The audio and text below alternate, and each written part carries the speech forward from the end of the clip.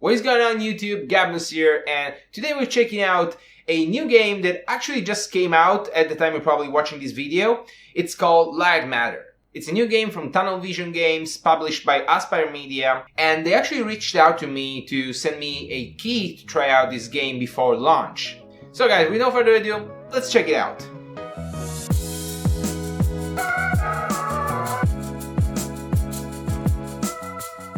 So Lightmatter describes itself as a first-person platformer where shadows kill you. It's not really a new concept. The most popular game with this mechanic is actually Portal from Valve. And if you don't know what I'm talking about, just go check it out. It's weird that you don't know Portal. But anyway, the game is actually heavily inspired by it. It actually makes quite a lot of references to the Portal game in many occasions, and that's actually quite amusing. So the core game mechanic is just very simple, as Virgil, which is the main character you'll be interacting with for the whole game, actually explains to you, kind of at the beginning of the game, just think the floor is lava, but just in the shadows. So whenever you step into a shadow, it will just eat you up. And that's practically the whole core mechanic of the game. And of course, they built on top of it and actually created some pretty challenging and surely very interesting puzzles that you have to solve to continue on to the game. So for the first part of the game, you just have to kind of jump around and just avoid shadows, and it's mostly to get you accustomed with the controls and with the fact that you actually don't have to touch shadows. And then of course you have your typical push buttons that activate different things, and you actually have two main interactive objects that you can use inside of the game to get around the levels. The first one you will find is a lamp, and that's just as simple as that. The only problem is that these lamps are, while they are very powerful, they're very heavy as well. So you cannot jump when you have them in hand, and you actually have to place them around if you want to actually go on with the levels. And this actually creates a very interesting mechanic where you actually have to place your lamps strategically so that you can be able to create some sorts of bridges in the shadows that you could not otherwise step onto.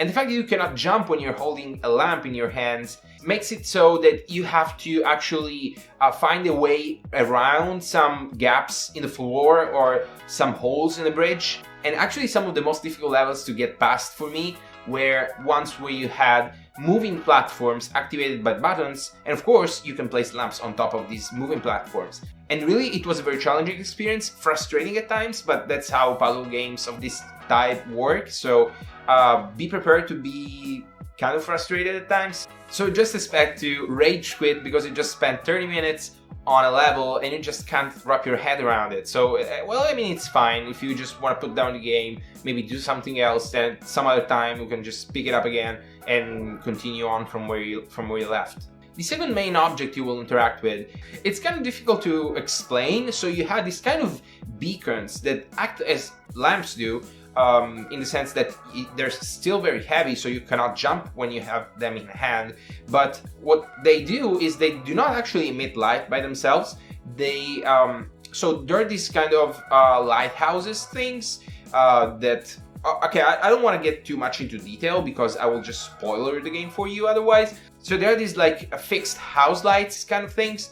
And when you have one of these beacons that you can transport around and move around, when you have them in the line of sight with the lighthouse, let's just call it that, they will connect with the light beam, and the whole path between your beacon and the lighthouse is completely illuminated, as well as a small area around the beacon itself. So you can make these kind of paths around, but you may have to make sure not to interrupt the line of sight between your beacon and the lighthouse, otherwise it's just gonna be shadows and you're gonna die. So all around, the game is actually very fun to play.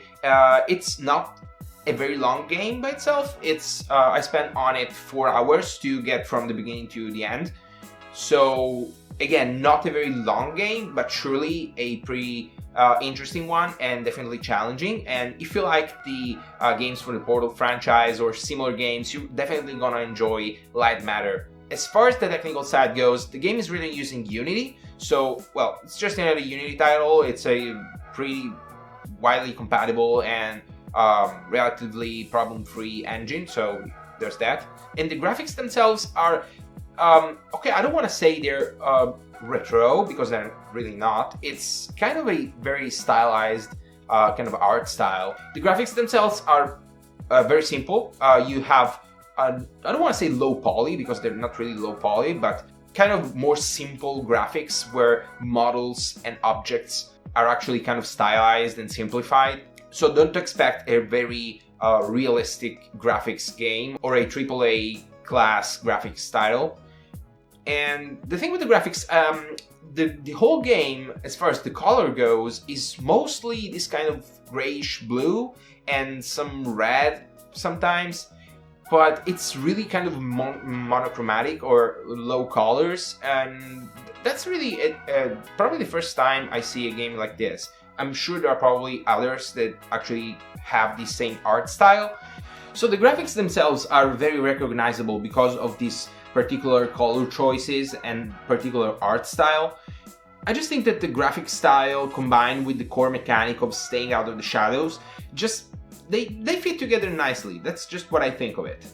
It's not really a demanding game by itself, and you can fine-tune it to better suit your specs.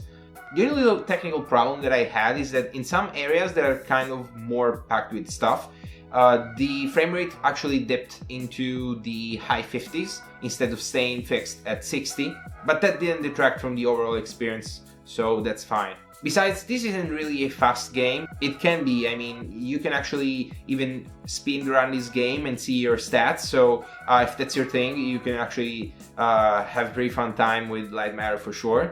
But it can also be a very relaxed and like chill game, particularly in the first half of the game.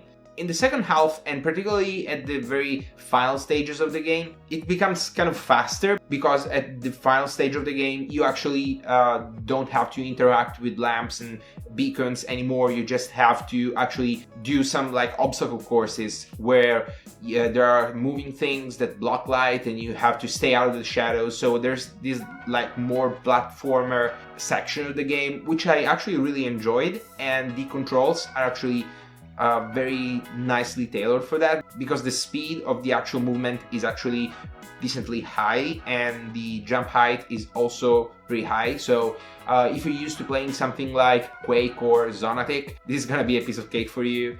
But if you're not used to that kind of fast action, that part, I admit that part can get kind of frustrating, because you have to time your jumps and you have to always stay out of the shadows, and there are places where you just have a very small moving area where you have to keep standing on, otherwise you'll just be consumed by the shadows.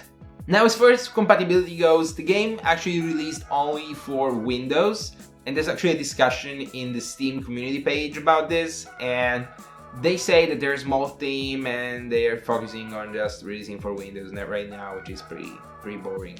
But anyway, the game runs great on Linux using Proton and Steam Play, so it's just as if it was native, so don't worry about that. As far as the story goes, I mean, it's pretty straightforward. There are a couple of turn of events at some point, and you get to discover stuff as you go on. Again, I'm trying to avoid any spoilers here, because I really want you to try this game. It's pretty fun. But it's not really actually that big of a story. It's a fixed storyline, you don't have choices to make, there are no alternative endings, at least that I'm aware of. Regardless, the story is actually pretty enjoyable, and the concept and the idea behind it is quite new. So here's some final thoughts to wrap up this review. Lightmatter is a very fun game, and you can play the first hour of it for free. You just download it from Steam, and I will leave a link in the description for that. And then if you like it, you can unlock the full game by just buying a DLC. If you like first-person puzzle games like Portal or similar games, you definitely need to at least try Lightmatter, because I really think it's worth it. Anyway guys, this is gonna wrap it up for this video. Thank you very much for watching, I really appreciate it. If you like this video, please make sure to press the thumbs up button down there, and also remember to subscribe to my channel if you want more of this. Also make sure to join the TechPills community at techpillstechnology.com/community. Again guys, thanks for watching, and I'll be seeing you in the next one.